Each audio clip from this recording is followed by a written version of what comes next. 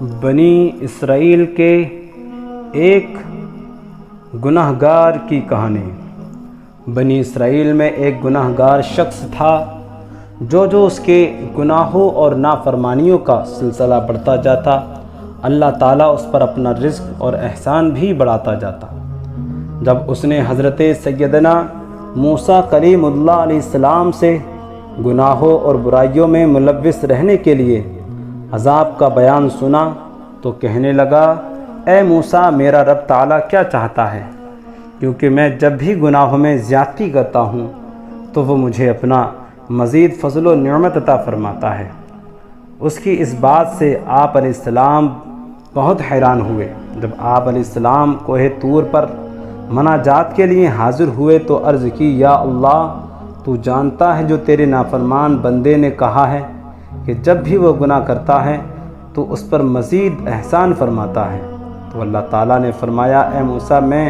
اس کو عذاب دیتا ہوں لیکن وہ نہیں جانتا۔ موسیٰ کلیم اللہ نے عرض کی، مولا، تو اسے کیسے عذاب دیتا ہے حالانکہ تو اس کے رزق کو کشادہ کرتا اور اسے ڈھیل دے دیتا ہے؟ جواب ملا، میں اسے اپنی بارگاہ سے دوری اور اپنے فضل و کرم سے محرومی کا عذاب دیتا ہوں، اپنی اطاعت سے غافل کر دیتا ہوں، اپنے حضور مناجات کے لذت سے سلائے رکھتا ہوں، اور سحری میں اپنے عتاب اور اپنے دل نواز خطاب کی لذت سے محروم کر دیتا ہوں۔ میرے عزت و جلال کی قسم، میں اسے ضرور اپنا دردناک عذاب چکھاؤں گا اور اپنے انعام و اکرام کی زیادتی سے محروم کر دوں گا۔ اے مسلمانوں، گناہوں میں مقابلہ کرنے والوں کو دیکھ کر ان کو بہت زیادہ مہلت دی گئی ہے اور ان کو عذاب دینے میں جلدی نہ کی گئی بلکہ انہیں ڈھیل دے دی گئی، مگر وہ گناہوں کی لذات پر خوش ہیں، حالانکہ یہی لذات ان کے لیے غم کا باعث بن جائیں گی۔ چنانچہ رب تبارک و تعالیٰ کا ارشاد ہے، اَيَحْسَبُونَ أَنَّمَا نُمِدُّهُمْ بِهِ مِن مَّالٍ وَبَنِينَ نُسَارِعُ لَهُمْ فِي الْخَيْرَاتِ بَل لَّا يَشْعُرُونَ۔ کیا یہ خیال کر رہے ہیں کہ وہ جو ہم ان کی مدد کر رہے ہیں مال اور بیٹوں سے، یہ جلد ان کو بھلائیاں دیتے، بلکہ انہیں خبریں نہیں۔ اللہ تعالیٰ ان کی سامان زینت سے مزین روگردانی کو واضح کر دیا اور اس کی مثال یوں بیان فرمائی،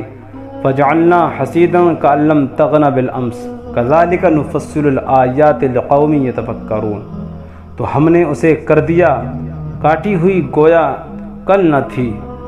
کل تھی ہی نہیں، ہم یوں ہی آیتیں مفصل بیان کرتے اور غور کرنے والوں کے لیے۔ صدر اللہ فاضل نعیمی مراد آبادی فرماتے ہیں، یہ ان لوگوں کے حال ایک ایک تمثیل ہے جو دنیا کے شیفتہ دلدہ ہیں اور آخرت کی انہیں کچھ پرواہ نہیں۔ اس میں بہت دل پذیر طریقے پر خاطر گزیں کیا گیا ہے کہ دنیاوی زندگانی امیدوں کا سبز باغ ہے، اس میں عمر کھو کر جب آدمی اس غایت پر پہنچتا ہے جہاں اس کو حصول مراد کا اطمینان ہو اور وہ کامیابی کے نشے میں سست ہوا، اچانک اس کو موت پہنچتی ہے اور وہ تمام نعمتوں اور لذتوں سے محروم رہ جاتا ہے۔ قتادہ علیہ رحمہ نے کہا کہ دنیا کا طلبگار جب بالکل بے فکر ہوتا ہے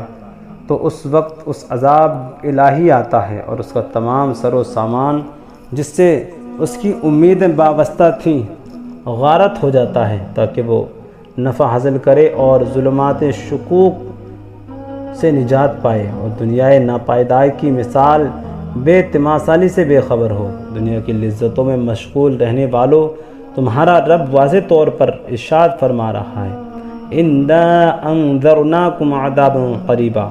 ہم تمہیں ایک عذاب سے ڈراتے ہیں،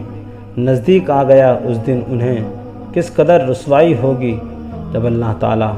انہیں ان کی بدعمالیوں پر خبردار فرمائے گا، اور اللہ تعالیٰ ہر چیز کا علم رکھنے والا ہے۔ اے مسلمانوں، گناہوں کی بھیانک انجام پر غور کرو، کیسے لذتیں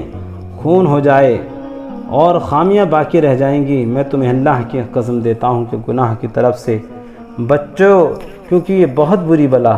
بہت بری طلب ہے اور اس کے اثرات چہروں اور دلوں پر کتنے برے ہیں۔ سبحان اللہ، وہ بندہ کتنا خوش بخت ہے جس نے اپنے دل کو صاف ستھرا کر لیا،